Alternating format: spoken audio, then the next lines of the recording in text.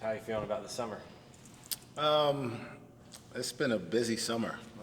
This is difficult because it's a really important time for our team, our current team, but obviously it's really important for the future of our program with the recruiting availabilities on the weekends from Wednesday to Sunday. We're gone, and then try to get back and put your hands on these guys. But I've enjoyed it. You know, Today was a really good day, in a sense of we had to deal with some adversity on the court, and I try to manufacture as much of that as we can, so that we're prepared for it when it comes up. Undoubtedly at some point during the year. So I feel good. I sleep really well after practices like that. The question was asked to Thomas, but what do you think those older guys have learned from all the newer and young guys who are come in and been here for a while now? What have they learned from the guys they played with before? Yeah, what have the older guys learned from the younger guys, or the new guys? I don't know. I don't know. I'd be curious to know what the answer was to that myself. Because the newer guys, other than Ice, they don't really speak very much. So part of it is they don't know what to say. They're still learning, and they don't want to sound crazy by saying something that they don't think makes sense. So they're just kind of following the older guys and hoping that they lead them in the right direction. I think the older guys are doing a really good job of helping us coach and teach right now. You talked about that adversity after that long practice, guys running sprints and trying to make the time. Does it feel good that the older guys and even some of the newer guys are kind of policing themselves and pushing each other to go harder? Absolutely. I remember vividly having to do that myself, and you can always get a sense when you're doing that as a coach, it's not nearly as effective because the guys aren't necessarily bought into how important it is that, hey, when we're on the road and we're down 2 with 30 seconds to go, and it's you guys out there, and they got to feel good about each other. And so it's a great time for us to build that trust, to build some of that chemistry, and again, to face some adversity in July is tremendous because, again, there's no pressure, right, to get it right, but there is some opportunity to learn and grow right now.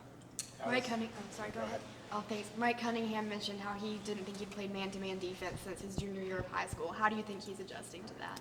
I think he's adjusted really well. Again, all the new guys, including him, even though he's older, having a lot of stuff thrown at him.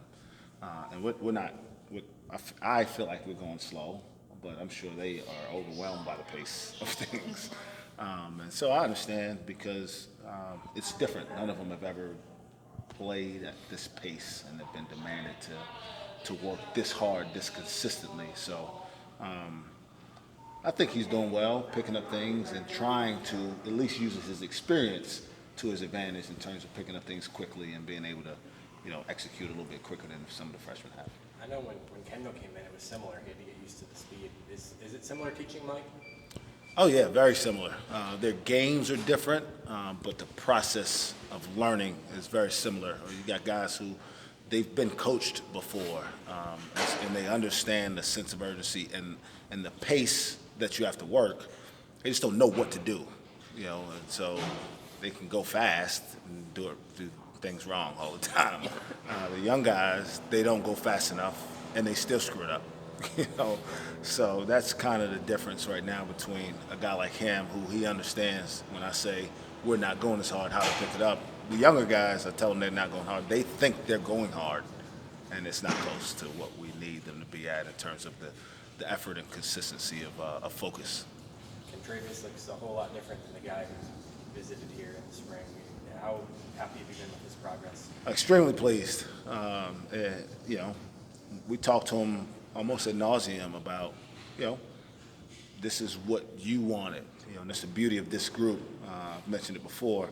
All these guys are coming into this thing eyes wide open. Right? They've been told about what the expectations are and how we're going to work, and they committed to being a part of it. And so it's no different once they get here. We don't treat him with kid gloves. I don't have any sympathy for his struggles at this point.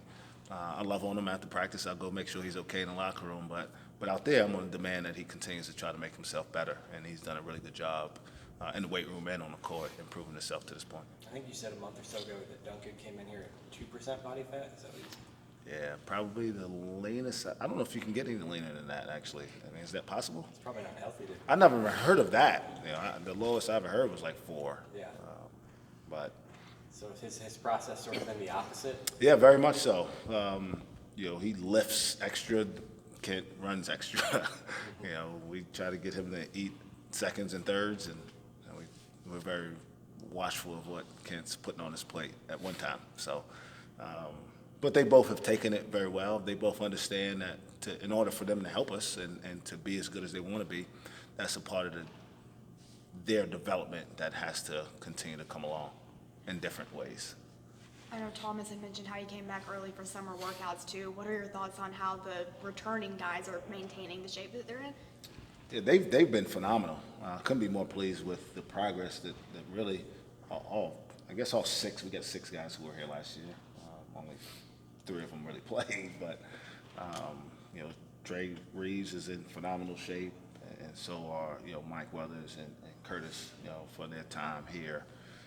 But Lindy, Cam, and Thomas, those guys, I mean, I don't really have to coach them right now, which is good. I got enough guys that I need to teach, and those guys actually are helping me with the younger guys, and they're very responsible people, so I don't ever really worry about them getting off track in terms of what they're doing with their bodies away from the court, or whether they're getting the shots up that they need to continue to improve their games.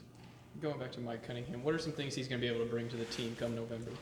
Well, he's a really, really competitive kid. He competes at a really high level all the time. He's a really, really good shooter. And he's got a quickness about him and athleticism that certainly we continue to need to improve in our backcourt. Probably be the most athletic that we've been in the backcourt in my now 3rd year here. When you add an explosive athlete like Kurt and Weathers and Chico's really quick, and he's pretty explosive off the ground as well.